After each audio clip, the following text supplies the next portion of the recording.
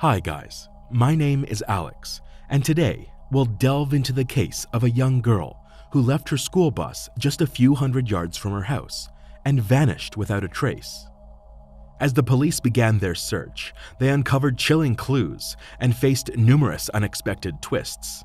The search for answers spanned many years until detectives finally uncovered the truth about what happened to her.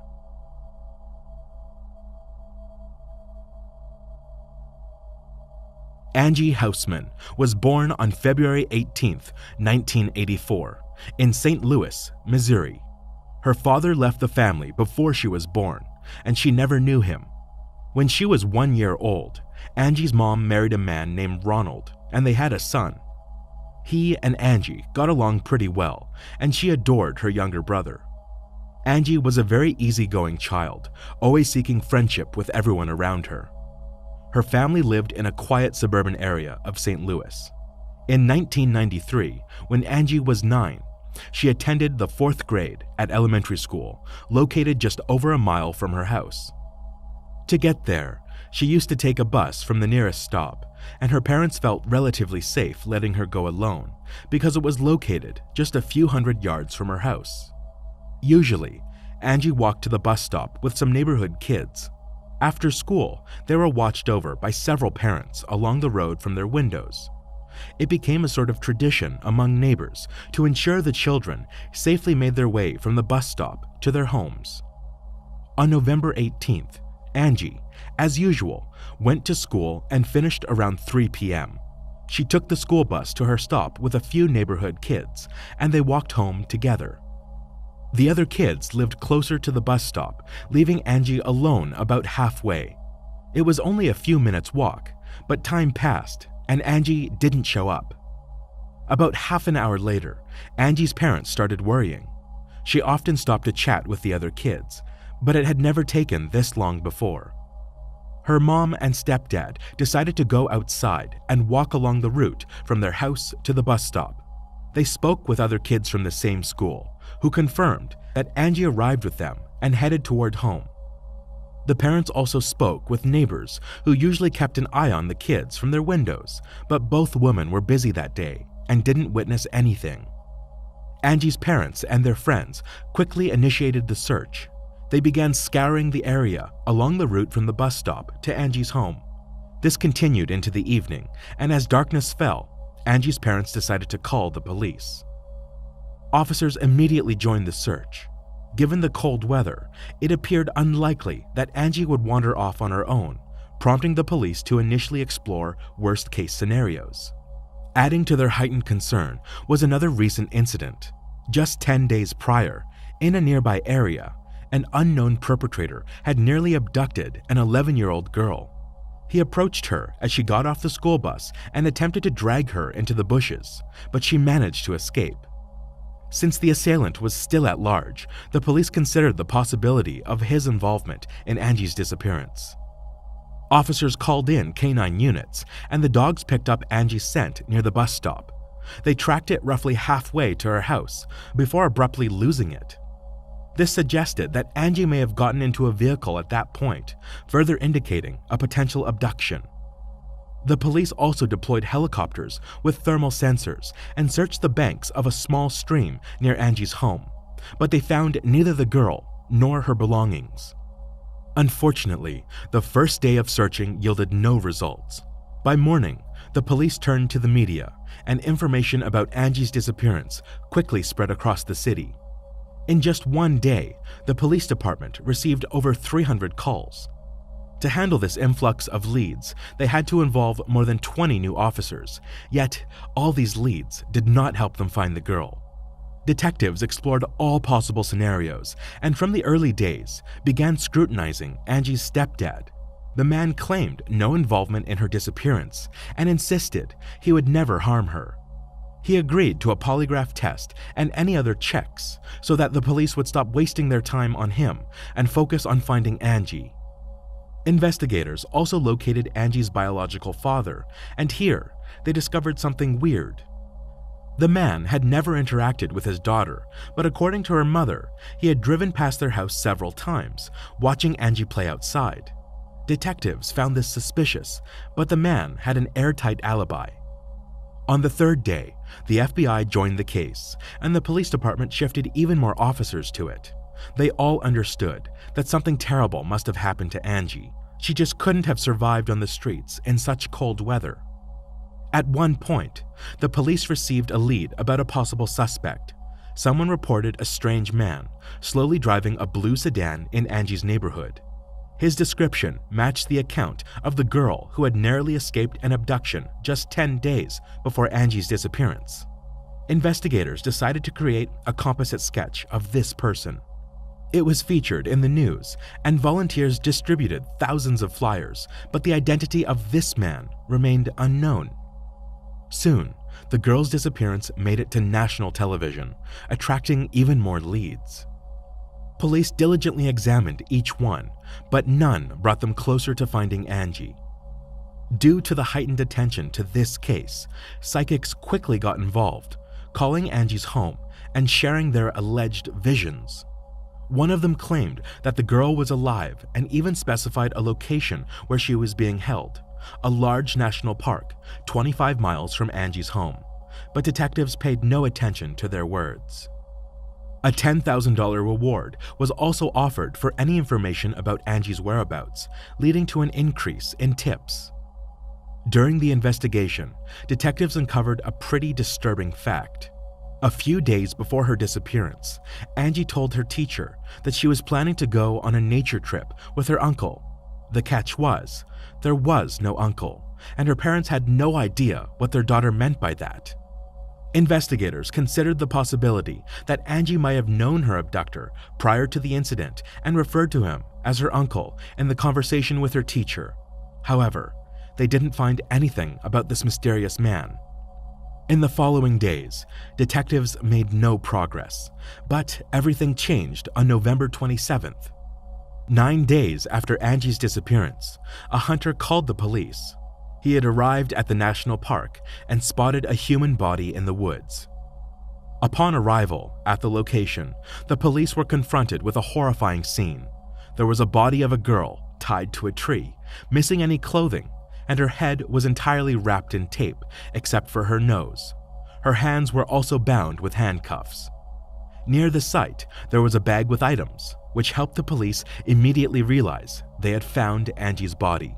Her belongings, including notebooks with her name, were in the bag. The body was handed over to medical examiners, revealing even more shocking details.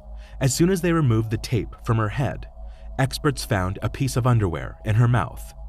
They also determined that the girl had died just a few hours before the discovery, meaning she had been kept alive for 9 days and then taken to this location where she froze to death. Experts had concluded that the victim had suffered numerous injuries and had been sexually assaulted.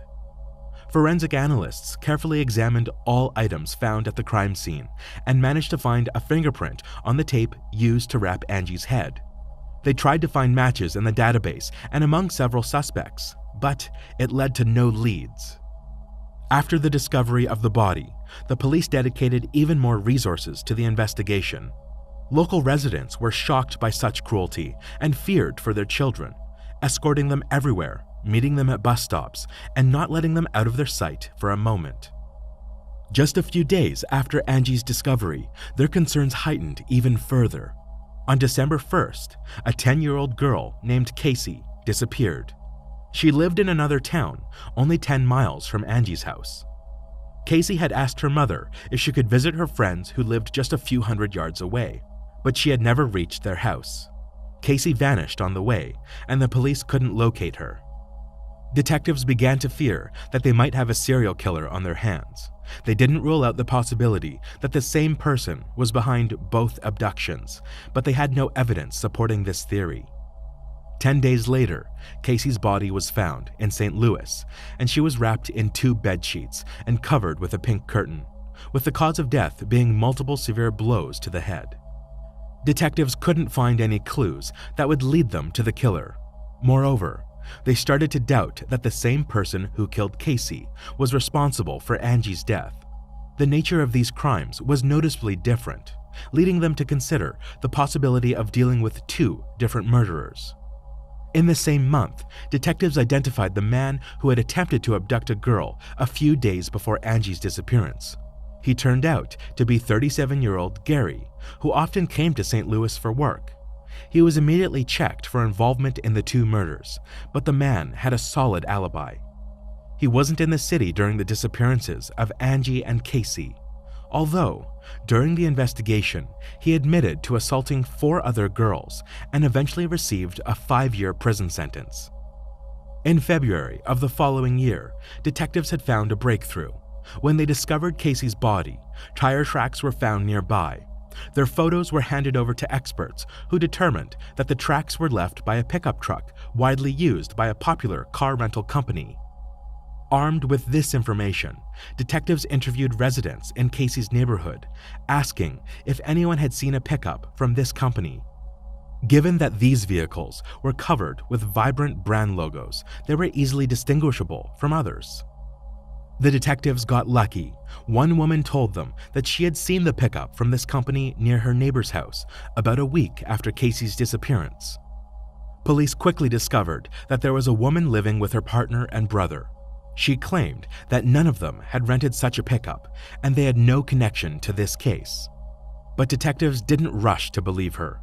They obtained a search warrant for the house and found blood traces belonging to Casey in the basement, along with the murder weapon.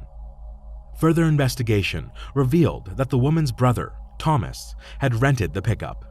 Initially, he denied everything, but when confronted with the existing evidence, he finally confessed.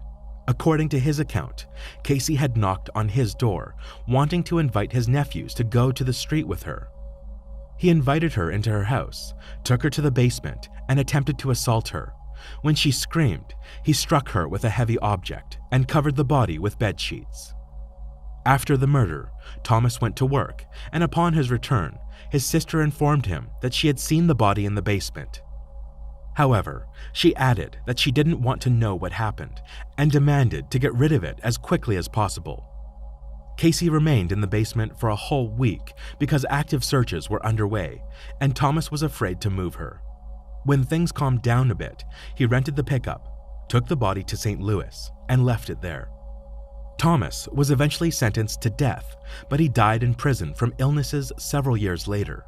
In connection to Angie's case, he denied any involvement, leading detectives to conclude that these crimes were, indeed, unrelated. The investigation hit another standstill for many months, with fewer and fewer leads coming in. Several years after Angie's murder, detectives faced another challenge: the expiration of the monetary reward for information, raising concerns about a decline in public assistance. However, an unexpected turn came in 2001 when a businessman in the community donated $250,000 as a reward for information on Angie's case. This generous amount of money, one of the largest at the time, led to a massive influx of tips for the police.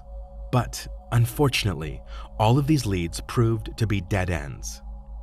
This continued until 2001 when detectives received a call from prison. Inmate named Corey Fox confessed to over 10 murders, including Angie Houseman's. Detectives rushed to speak with him, and Fox recounted how he and his friend abducted her from the street, keeping her captive in his house for several days. Initially, the criminals planned to demand a ransom, but concerns about potential identification led them to choose murder. To the surprise of detectives, Fox provided many accurate details, such as tying her to a tree, even specifying that his accomplice was using her underwear as a gag.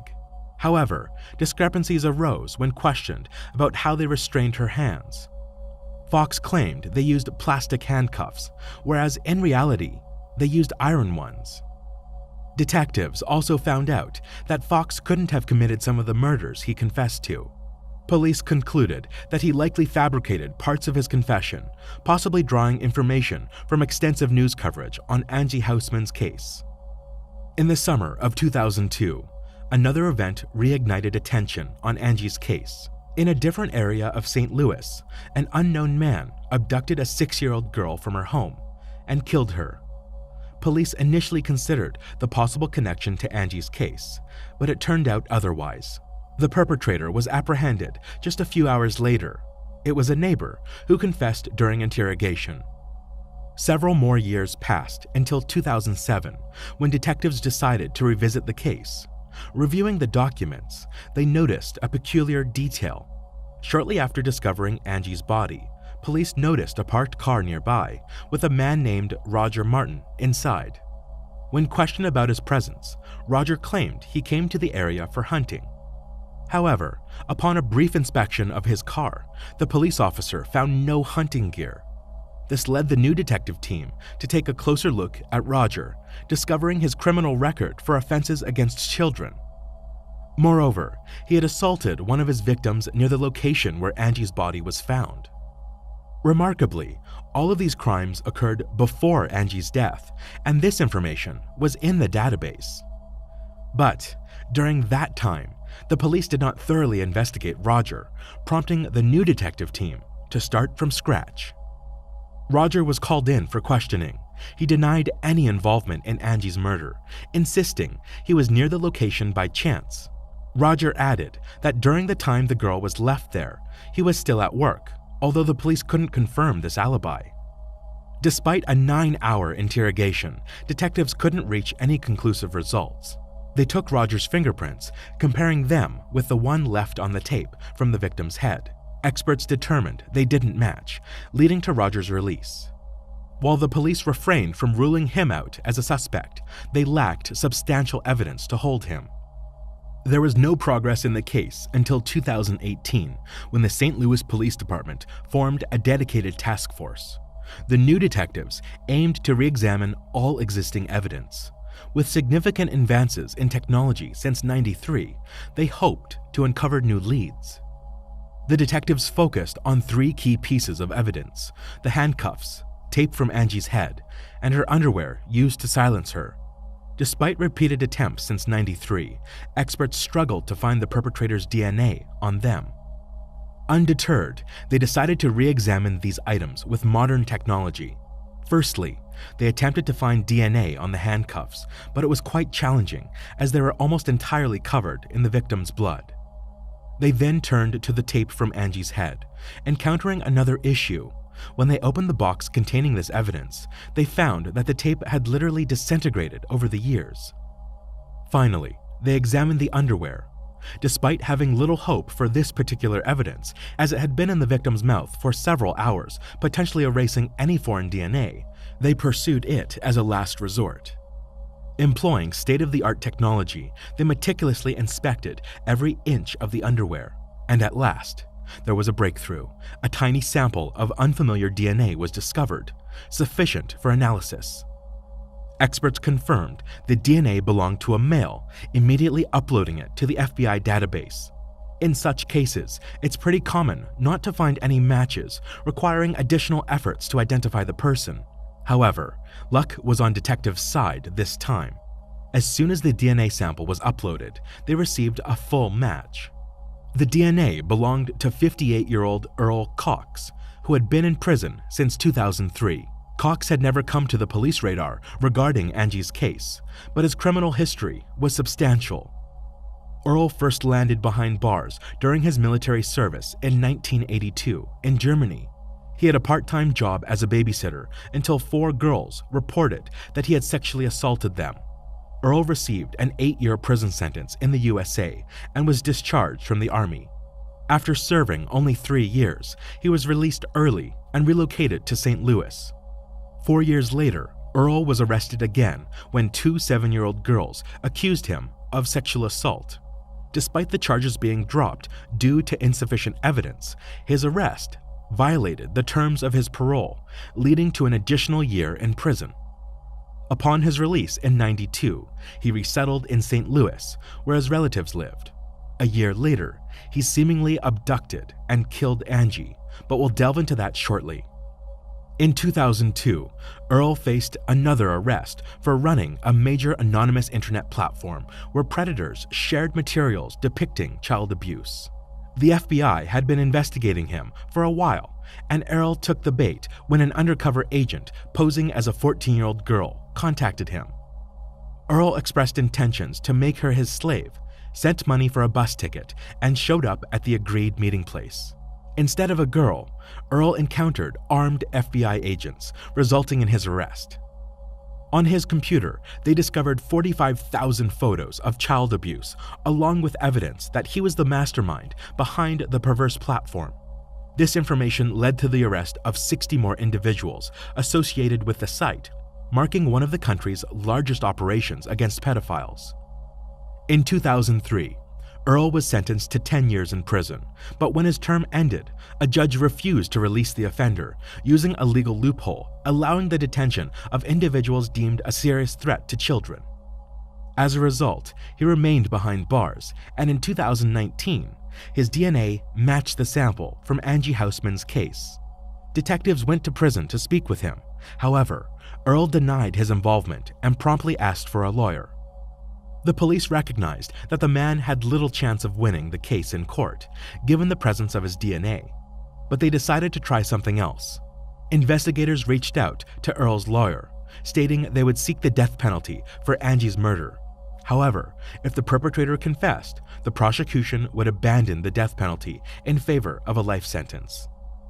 Apparently aware that he would likely lose the case, Earl agreed to the deal. Detectives returned to the prison, where he provided his version of events. It's worth noting that some parts of his story sounded outright implausible, but the crucial thing for investigators was the confession to the murder.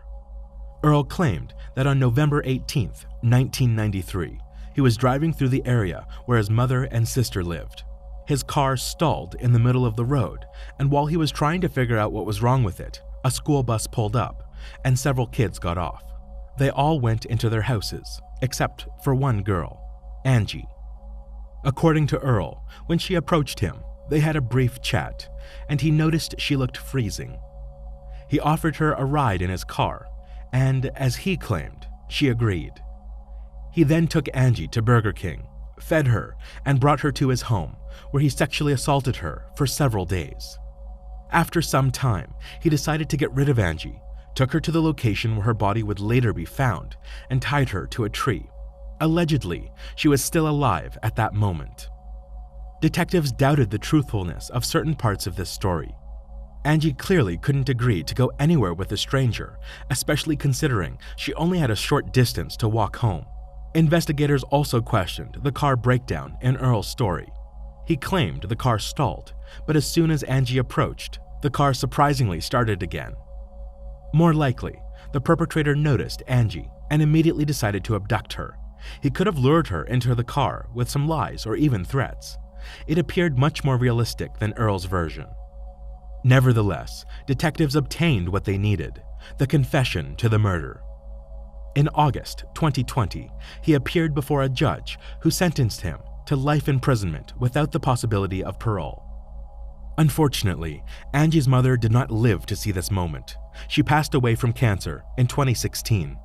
Her husband, Ronald, told reporters that Earl should have been tried for 2 murders because he held him responsible for his wife's death. After losing her daughter, she lost all interest in life and essentially died. As for Earl, his story didn't end with the verdict. The prosecutor wanted to review the case of sexual abuse involving 2 7-year-old girls, for which the offender faced no consequences, serving just a year in prison for parole violation. Police reached out to one of his victims, now an adult, asking her to testify against Earl. The man, already destined to spend the rest of his life behind bars, admitted his guilt, and he was sentenced to an additional 10 years in prison. After the sentence was announced, his victim spoke in court. She expressed that despite Earl's heinous crime, she would lead a happy and fulfilling life while he rightly fades away in prison. Alright guys, share your thoughts on this story in the comment section, and don't forget to hit the like button and subscribe. Thank you for watching.